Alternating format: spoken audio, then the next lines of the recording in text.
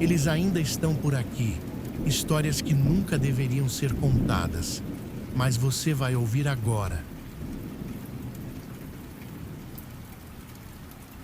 A mão que se mexeu. Chovia sem parar naquela noite. O barulho da água escorrendo pelas calhas do prédio era constante, quase hipnótico, quando recebemos o chamado, um simples welfare check. O filho havia tentado falar com a mãe por dias sem sucesso. Pediu que fôssemos até o apartamento dela. Uma ocorrência rotineira, nada que despertasse alerta imediato. Chegamos ao edifício antigo, corredores estreitos e cheios de manchas de infiltração. A cada passo, sentia o cheiro úmido do mofo misturado ao ar frio da noite. Batemos na porta várias vezes, silêncio. O síndico apareceu com um molho pesado de chaves, resmungando. Mas antes mesmo de tentar abrir, notamos o primeiro detalhe inquietante. A corrente de segurança estava passada por dentro. Se a corrente estava presa, alguém tinha que estar em casa. O segundo sinal foi ainda mais perturbador. Um odor doce e podre escapava pelas frestas da porta. O tipo de cheiro que você reconhece de imediato e nunca esquece. Era o cheiro da morte. Arrombamos a corrente e entramos. O apartamento estava mergulhado na escuridão. Todas as lâmpadas queimadas, como se o tempo tivesse parado ali dentro. O ar era pesado, difícil de respirar. Na sala encontramos a senhora. Estava largada no sofá, a cabeça caída para o lado, língua para fora, pele marcada pelo início da decomposição. Tudo dizia que estávamos diante de mais um corpo sem vida. Mas então, o impossível aconteceu. Com a luz da lanterna focada sobre ela, vimos sua mão se levantar devagar até o olho. O movimento era arrastado, como de uma marionete mal controlada. Um som rouco escapou de sua garganta. 2 policiais armados, treinados para enfrentar situações extremas, se olharam por meio segundo e simplesmente correram. Descemos as escadas como se estivéssemos fugindo de um fantasma, atropelando o síndico no caminho. No segundo andar, paramos ofegantes. Era só uma idosa, velha, frágil. Se fosse um zumbi, qual seria a ameaça real? Voltamos. Encontramos a senhora ainda no sofá, a mão caída, os olhos vidrados. Chamamos a ambulância. Os paramédicos chegaram rápido. Examinaram, conversaram baixo, fizeram manobras.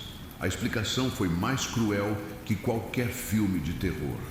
A mulher não estava morta. Tinha sofrido um derrame cerebral e ficara dias, sozinha, imóvel. O corpo já começava a decompor por fora, mas o cérebro ainda enviava reflexos, pequenos movimentos descoordenados, sons sem sentido. Ela foi levada ao hospital, mas estava longe demais para voltar. Partiu no dia seguinte. Até hoje, quando lembro daquela noite, não recordo apenas do cheiro ou da escuridão sufocante. O que me persegue é a imagem da mão subindo ao rosto, lenta e trêmula, sob a luz da lanterna. Um gesto que parecia vindo do além, mas era apenas o último sinal de uma vida se apagando. E nessa memória sempre está chovendo. A sombra que espiou as crianças. Era primavera nas montanhas, mas a neve ainda resistia em alguns pontos da trilha. Eu trabalhava como guarda florestal e já passava das 11 da noite quando recebi o chamado no rádio. Uma família em uma cabana isolada havia reportado que algo estava rondando a casa. O caminho até lá era silencioso demais. Estacionei a viatura, caminhei cerca de 30 metros pela trilha de terra até a cabana. A sensação de estar sendo observado me acompanhava desde o primeiro passo. Quando bati, na porta, uma das mães atendeu. Estava trêmula, com os olhos arregalados. Atrás dela, vi outra mulher e 4 crianças, todas assustadas. As menores choravam, enquanto os mais velhos estavam paralisados. Eles viram um homem na janela, disse a mulher, apontando para o vidro. Me aproximei. A janela ficava a quase 3 metros do chão. Impossível alguém alcançar dali. Sem uma escada ou algo semelhante, perguntei às crianças. O mais velho, ainda chorando, respondeu. Ele era grande, todo escuro. Ficou olhando e bateu no vidro. Saí para investigar. Lanterna em uma mão, pistola na outra. Caminhei em círculos, buscando pegadas, arranhões, qualquer indício. O vento estava gelado, mas não havia sinais de ursos ou alces. O silêncio da floresta era pesado, como se todos os animais tivessem fugido. De repente, ouvi um estalo de galho. Girei a lanterna, mas não vi nada além das árvores. O instinto dizia que eu não estava sozinho. Voltei para acalmar a família, inventei uma desculpa. Disse que provavelmente era um urso em busca de comida, mas no fundo eu sabia que não havia marcas de patas, não havia rastros, nada que confirmasse. Essa teoria. Quando terminei meu turno e entreguei o relatório, contei ao meu supervisor. Ele me ouviu em silêncio, depois respirou fundo e disse: não duvide tanto. Já ouvi histórias parecidas de outros guardas. Alguns acreditam que é o Sasquatch. Outros acham que é algo pior. Até hoje, não sei explicar. Mas sei do olhar das crianças naquela noite. O terror delas não era de um animal comum. E confesso, nem mesmo no Oriente Médio, durante meu serviço militar, senti tanto medo quanto ao lado daquela janela. O casal das meias molhadas. Quando me mudei para o novo condomínio, parecia um lugar comum. Ruas limpas, vizinhos discretos, o som distante de crianças brincando.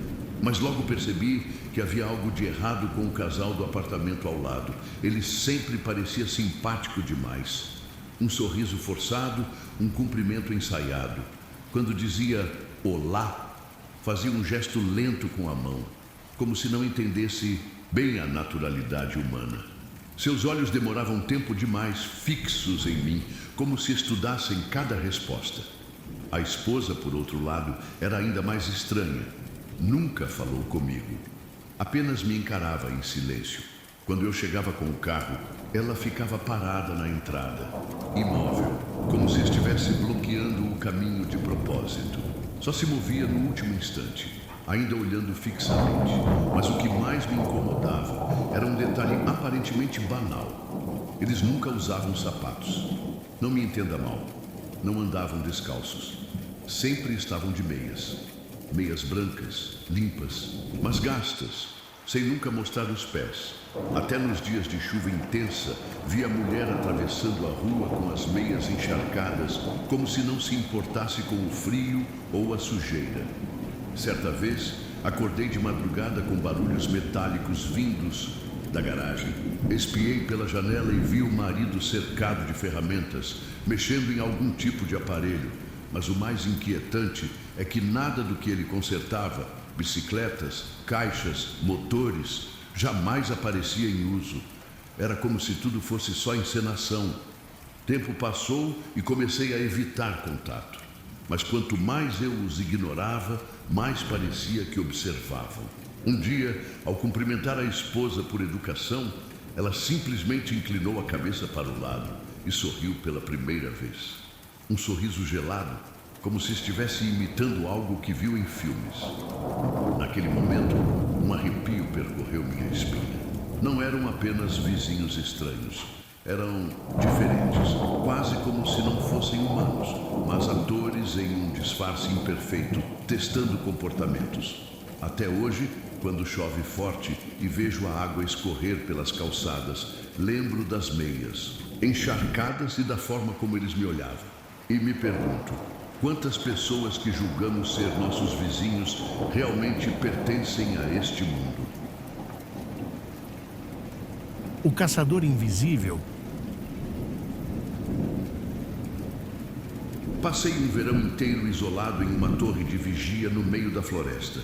Minha função era simples: observar, identificar sinais de fumaça e reportar qualquer foco de incêndio.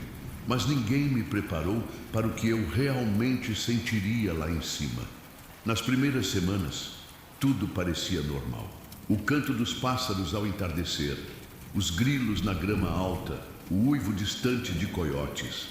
Mas então algo mudou. Quase todos os dias, perto do pôr do sol, a floresta ficava silenciosa de repente.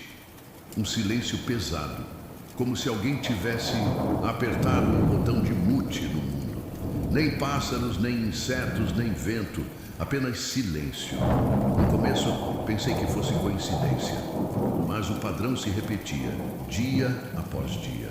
E sempre quando eu descia da torre para voltar ao meu carro, a sensação me esmagava. Eu estava sendo observado. Primeiro, era apenas uma impressão. Depois, tornou-se quase física.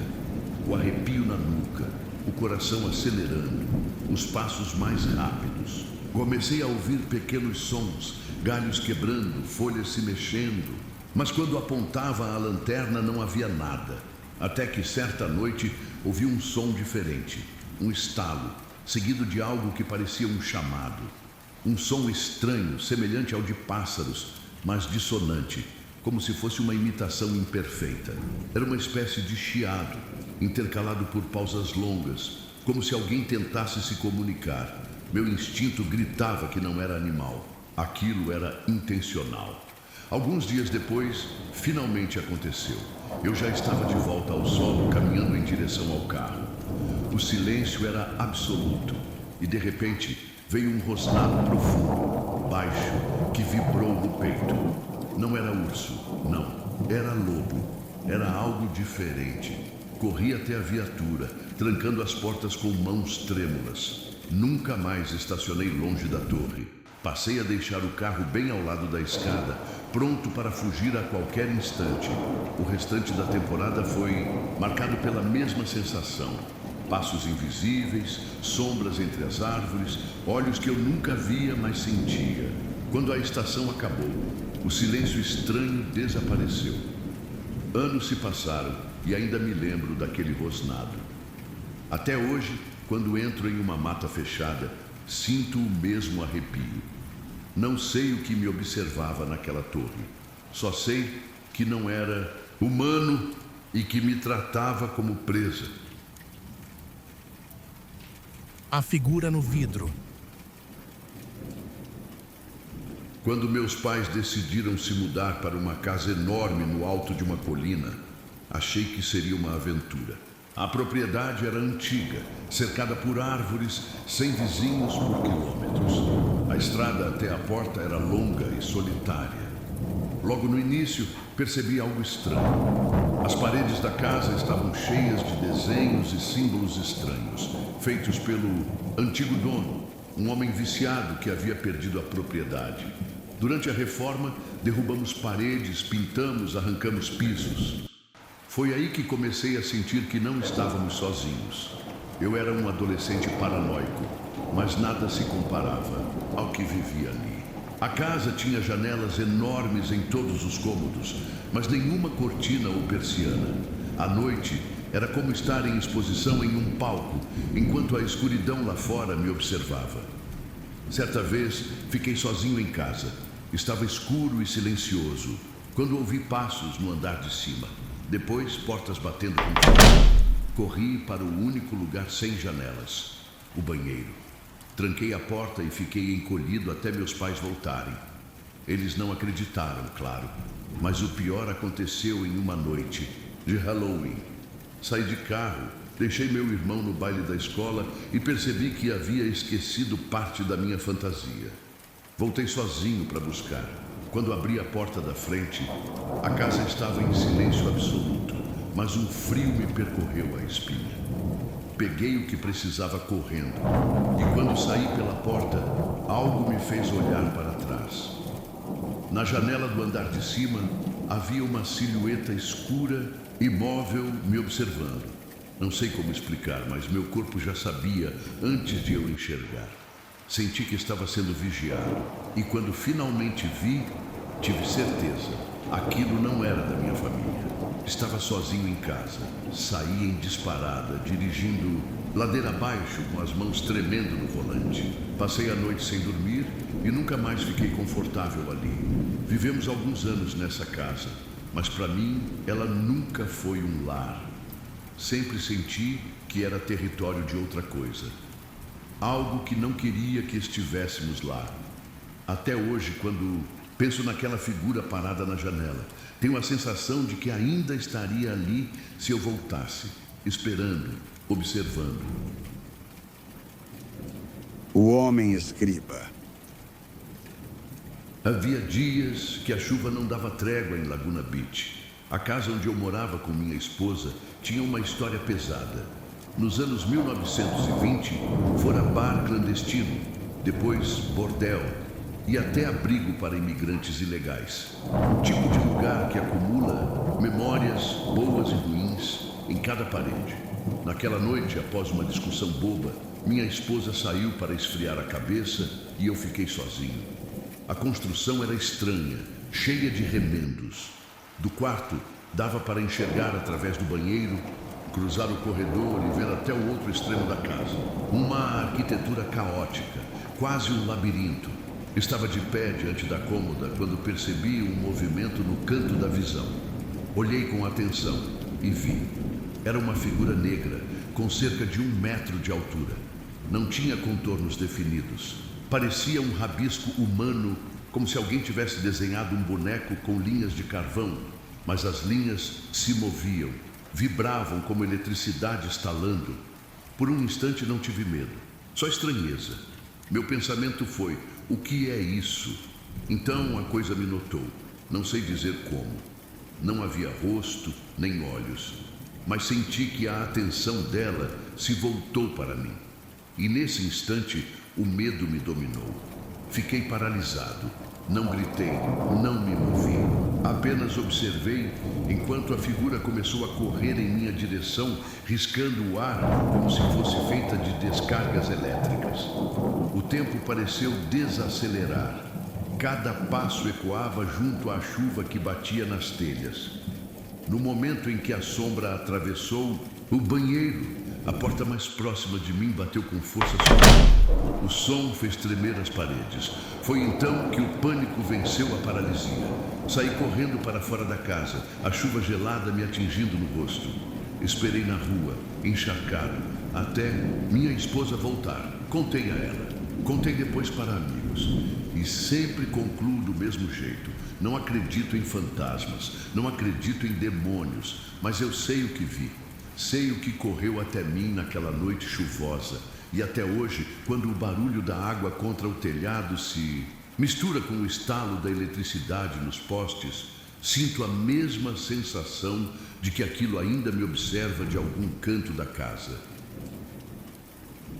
A visita que nunca existiu. Era uma segunda-feira cinzenta, quando minha mãe deu entrada no hospital. Estava doente desde o fim de semana, com dores de cabeça lancinantes. No consultório, os médicos disseram que era apenas uma enxaqueca forte. Mas naquela tarde, ao chegar da escola, encontrei minha mãe quase inconsciente e incapaz de falar. Foi levada às pressas para a UTI. O diagnóstico verdadeiro caiu sobre nós como um trovão: aneurisma cerebral, cirurgia, coma induzido, aparelhos. Passamos noites e noites no hospital, vivendo na sala de espera, sustentados apenas por café frio e esperança. Uma semana depois, quando já estávamos quase anestesiados pela rotina da dor, aconteceu algo que mudou tudo. Uma enfermeira entrou na sala de espera. Não era alguém que já tivéssemos visto antes. Ela tinha voz calma, olhar firme e disse: "Sua mãe despertou e pediu para vê-los. Vou deixar vocês entrarem, mesmo fora do horário. Mas terão de ser rápidos, apenas 2 por vez." Sem questionar, corremos até o leito. Para nossa surpresa, minha mãe estava sentada, sorrindo, falando com clareza. Cada um de nós foi chamado individualmente. Ela segurava nossas mãos, dizia palavras de amor, pedia que cuidássemos uns dos outros. Ao meu pai, pediu um abraço e um beijo, como se fosse uma despedida. A cena parecia milagrosa. A mulher que havia passado dias imóvel agora irradiava vida. De repente, outra enfermeira entrou, visivelmente irritada. O que estão fazendo aqui? Não é horário de visitas. Explicamos sobre a colega que nos autorizara a entrar, mas ela franziu a testa e balançou a cabeça. Não existe nenhuma enfermeira com essa descrição no nosso plantão. O choque tomou conta de nós. Quem havia nos deixado entrar? Quem era aquela mulher que permitiu que víssemos nossa mãe, lúcida pela última vez? Na manhã seguinte, minha mãe teve uma piora súbita. Entrou em coma profundo e nunca mais abriu os olhos. Partiu silenciosamente, deixando apenas aquela lembrança final. Às vezes penso, foi alucinação coletiva, fruto da exaustão? Ou será que algo maior nos deu uma chance de despedida? A tal enfermeira nunca mais foi vista. Nenhum registro, nenhum nome, nenhum rosto que combinasse com a descrição. A única certeza é que, por uma noite, o impossível aconteceu. Fomos autorizados a nos despedir. E a visita que nunca existiu permanece como um dos maiores mistérios da minha vida. O corredor do mercado. Era uma noite de sexta-feira, daquelas em que o bar não dá trégua. Mãos cheias de copos, pedidos gritando, risadas altas, música e o cheiro de bebida misturado à fumaça de cigarro. Eu tinha 25 anos na época, loira, magra, trabalhando atrás do balcão com a energia que só a juventude dá. Quando a primeira leva de clientes finalmente se dispersou, o gerente se aproximou. Estamos sem limão, laranja, bitters, corre no mercado e pega antes que comece a segunda onda. Suspirei. Era tarde, quase meia-noite, mas obedeci. Peguei minha bolsa e fui até o supermercado 24 horas. O estacionamento estava quase vazio, iluminado por lâmpadas amareladas que piscavam. O som da chuva fina no asfalto fazia a noite parecer mais longa. Dentro, fiz minhas compras rápido. Peguei frutas, condimentos, gelo, até que precisei entrar no corredor de bebidas alcoólicas. Foi ali que os vi.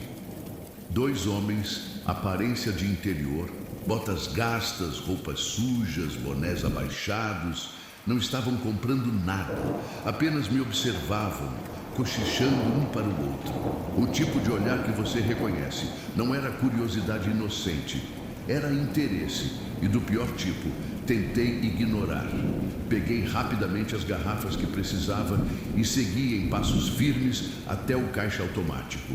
Não olhei para trás, mas sentia os olhares grudados em mim, como se fossem mãos invisíveis. Passei as compras com pressa, coloquei tudo em sacolas e saí quase correndo. O silêncio do estacionamento parecia gritar. Entrei no carro, tranquei as portas e respirei fundo. Por um momento, pensei que estava segura. Mas quando ajeitei o retrovisor, percebi. Eles estavam lá fora, perto da saída, encostados em uma caminhonete velha. Sorrindo, a viagem de volta ao bar foi a mais longa da minha vida. Cada farol vermelho parecia uma armadilha. Me sentia caçada. Ao chegar, entrei apressado, coração disparado. Entreguei as sacolas, fingi normalidade, mas por dentro sabia. Por pouco não fui seguida até o fim da noite. Desde então, nunca mais fui a um mercado sozinha de madrugada. Aquele corredor gelado, aqueles olhares e o silêncio úmido do estacionamento ficaram gravados em minha memória como um aviso eterno. O perigo não grita, não anuncia. Apenas observa, esperando você ficar vulnerável. O desejo no Pizza Shop. Era uma noite fria de outono. Eu e meu amigo Pat estávamos em fila para entrar em um pub famoso, mas a espera era longa. Resolvemos atravessar a rua e comer uma pizza enquanto nossos amigos guardavam lugar. A lanchonete era pequena, cheirava a queijo derretido e massa recém-saída do forno. Estávamos rindo, falando alto, quando a porta se abriu e entrou um velho. Baixinho, enrugado, careca, usando roupas verdes de tons diferentes. Casaco, calça, até o chapéu lembrava musgo úmido. Carregava um cajado de madeira torcida. Tinha poucos dentes, mas o sorriso era largo. Posso sentar aqui, rapazes? Só preciso descansar minhas pernas cansadas. Achamos que era apenas um sem-teto simpático. Fizemos sinal para que se sentasse. Ele começou a contar piadas de gosto duvidoso, rindo alto, tossindo, mas com uma energia estranha, quase contagiante. Entre uma piada e outra, perguntava de onde éramos, se tínhamos sangue irlandês. Quando respondemos que sim, seus olhos brilharam. Ele se levantou devagar, apoiado no cajado, e bateu 2 vezes na mesa com firmeza. O som ecoou pelo pequeno salão. Com um sorriso quase enigmático, disse: "Não que vocês vão precisar, bons rapazes irlandeses, mas desejo-lhes uma boa sorte. Boa noite." Nesse exato instante, meu celular começou a tocar. Era nosso amigo avisando que já estavam perto da entrada do pub.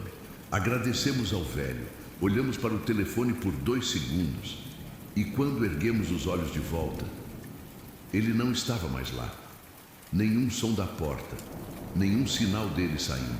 Simplesmente desapareceram. Mais tarde, ao atravessar a rua para o pub, quase fui atropelado por um táxi em alta velocidade. Se não fosse por uma música que começou a tocar alto de um carro parado, a mesma que me fez virar a cabeça por 1 segundo, eu teria dado o passo fatal. Até hoje, eu e Patty juramos, aquele velho não era apenas um homem, era um aviso, uma espécie de guardião, talvez até um leprechaun que nos concedeu sorte em forma de vida preservada. O cajado batendo na mesa, o olhar sagaz, a cor verde dos pés à cabeça. Tudo parecia saído de uma lenda. Nunca mais o vimos. Mas toda vez que conto essa história, sinto um arrepio. Porque naquela noite, a morte passou a menos de 1 metro de mim. E um estranho de verde foi quem me deu a chance de seguir vivendo.